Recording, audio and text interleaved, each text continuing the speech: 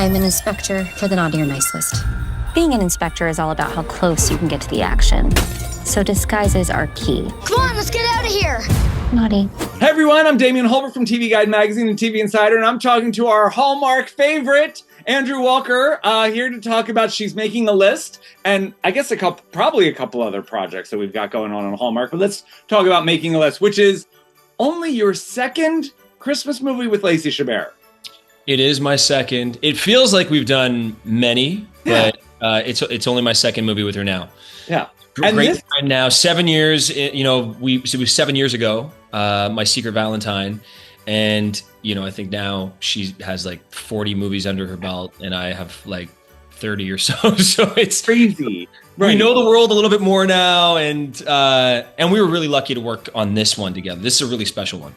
Well, this is cool because I feel like you and Lacey and Jonathan and Tyler, Kimberly, you guys have all been sort of like there for the kind of the Hallmark Renaissance, where it moved out of the like, oh, they're Hallmark movies to like now it's like they're Hallmark movies. Yeah. They're like the jokes are funnier, the meets are cuter, the locations are better. Like there's just an elevated sense to these movies, and this one, like again, breaking kind of the mold where Lacey's character speaks to the camera. Yeah. There was a lot of discussion about that, to be honest, whether or not they were going to put a lot of that in the movie. And I'm so happy that they ended up deciding to keep all of that, breaking the third wall, because they've never done that before. Yeah. And like you said, like Hallmark, we're in this golden era of our time, all of us that have been here for so long. I don't think we were very happy with what we were doing. But I don't think that we ever thought that it was going to get to where it is today. Like I'm coming back fresh off of Nashville, doing press for Countdown to Christmas, but also for the Christmas Opry movie, and the star-studded lineup, and being able to be in the Opry and announce singers and be a part of history. And my dear friend, and I love her so much, Nikki DeLoach, being able to be the star of that movie, and with Chris Palaha. Yeah. One of the greatest guys ever. One of the greatest guys ever. Such a talent. Yeah. And it's just so much fun, and they're getting so creative. So this one, She's Making a List. I love the idea of basically a corporation that now handles whether or not kids are naughty or nice. Yeah. It's when it was told to me about when the script was mentioned to me, and that Lacey and I were potentially going to be working together on this. Jennifer, who's the head of Christmas, Jen Kramer, she was like, this is a movie we've been sitting on for a minute, and it's a high concept movie, which it's a difficult job, man, to be an exec at Hallmark and to try to recreate something and keep it fresh and new and try to make it high concept, which this one is. Right. It's like Men in Black meets Christmas. We have this like new age kind of like high technology center that is tracking kids, and Lacey is so incredible in this movie. She gets to play all these different she disguises herself as all these different jobs, and so she's going around undercover spying on these kids, whether or not they're really should make the nice list or if they're going to be on the naughty list. So it's a really fun movie. And I said to my kids, I was like, boys, I think this is going to be, they love the Three Wise Men movies, of course. Yes. But I was like, I think this might be your favorite movie that Daddy's going to be in. Cause it's so fun. It's got magic. This is like, I love magic. They're entering into that place of like doing magical stuff. Like I think last year, I feel like we saw one movie that had Santa as a character, like an actual, like it was a Santa set. And I was like, we haven't done that on Hallmark, where we're dealing in the world of Santa Claus and the elves and the North Pole. And I love this. But your character is an Earthling. Yeah, my character's an Earthling. I'm the dad of the girl who's being audited. And the actress who plays my daughter, her name is Cadence Compton, and she is so talented. And what was really great, very special to have this for me, but her dad, her mother and her father are actors. And so Cadence and I would be, messing around in our scene, and her dad would come over and be like, "Hey, Cadence," he'd whisper, and he'd be like, "Hey, Cadence, you know how you do that thing where you like jump on my back and you kind of like tease me, or you know how you do that thing where he was just like coaching her along in little moments, because there's only so far we can take it. But having her dad as an actor, allowing his daughter to just like open up and really, immediately have that father-like relationship with me. And also I'm a dad, so I know how to be around kids and have fun and stuff, but just to bring that warmth and that tenderness, but also that like, kids can be a little annoying too. She's supposed to be kind of like teetering whether or not she's on the naughty list or the nice list. You don't know. And just the message of the movie is amazing, because I don't want to ruin it, but no kids are naughty. It's just the circumstances they're put in, right? And it's our jobs as society and adults to help, guide them in the right direction. So, and she had, Kate, my daughter, we lost her mom a year before. So this is what she was going through in her life. She was going through this major loss and trying to cope and trying to process it. And she was doing little, things that weren't optically nice necessarily. Is it the first Christmas without mom? First Christmas without mom. Yeah. Second Christmas without mom. She made the naughty list last year because we lost her mom about 6 months before the previous Christmas. So she was really, not herself. And she got coal in her stocking the year before, and I ended up waking up early because I couldn't sleep. It was my first Christmas without my wife, and I ended up scrambling and repurposing gifts to make it look like she was on the nice list.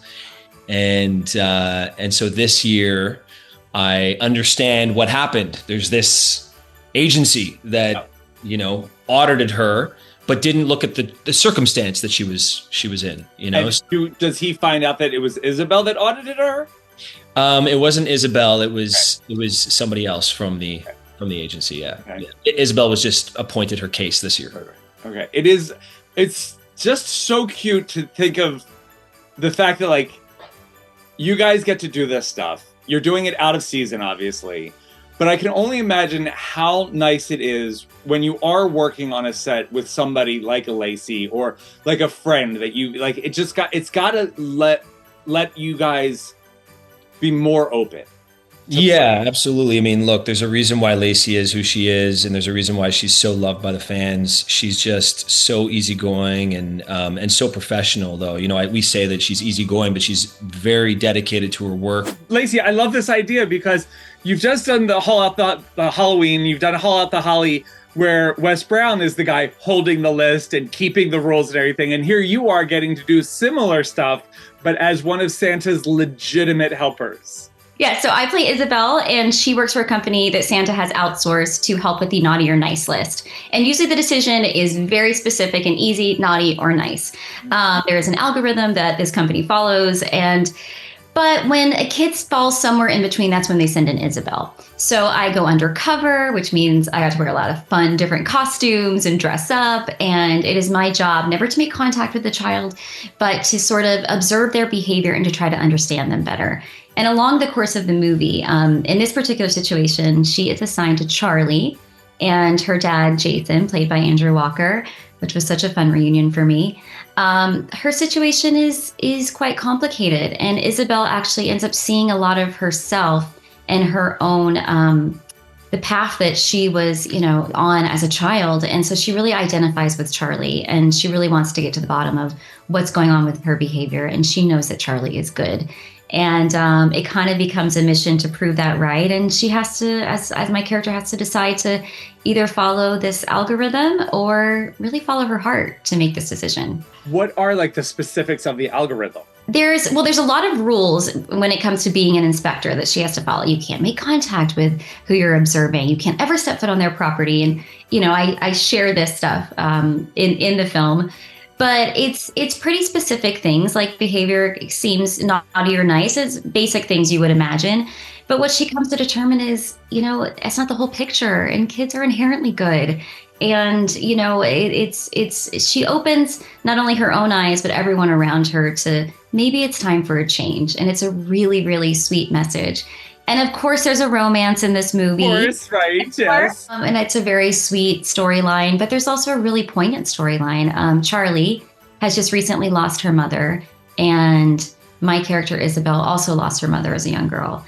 And so she has great empathy for where Charlie is and possibly why she's making some of the decisions she is. And it offers a greater understanding, which I love that message. I think that's a beautiful thing now more than ever, that it pays to get to know someone and to understand and give them the benefit of the doubt. And she does that, and it might end up changing Christmas forever. Like you said, like kids are inherently good, and they have a lot of things going on as well.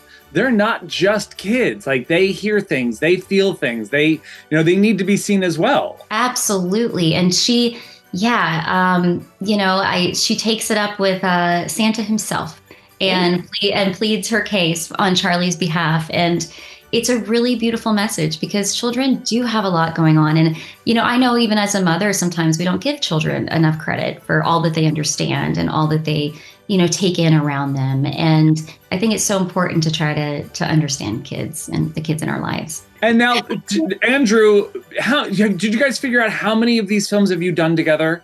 This was actually our second movie together. That's it? Yeah, we did My Secret Valentine.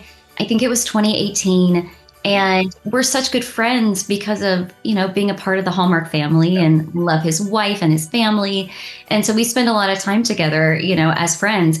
But this was only our second movie together, our first Christmas movie together. And it was so fun to reunite because it's like showing up to work with one of your dear friends and, you trust and you're comfortable and he's funny and professional. And it was just, it must be that it is like the Hallmark magic, that family magic of us thinking that you have all worked together as like over and over and over again. But it's just that we see you all the time together when we're binging these movies. Yeah, it's true. I mean, I think it's because you see us in ads together a lot, or you see us at the events together a lot, or we're on social media together a lot.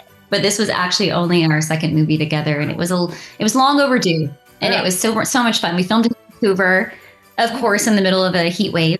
Of course. I remember the first week of filming, we were doing mostly exteriors, and it's like, what should also happen during this exterior shoot? A heat wave. It was like 100 and something degrees, and we were bundled up.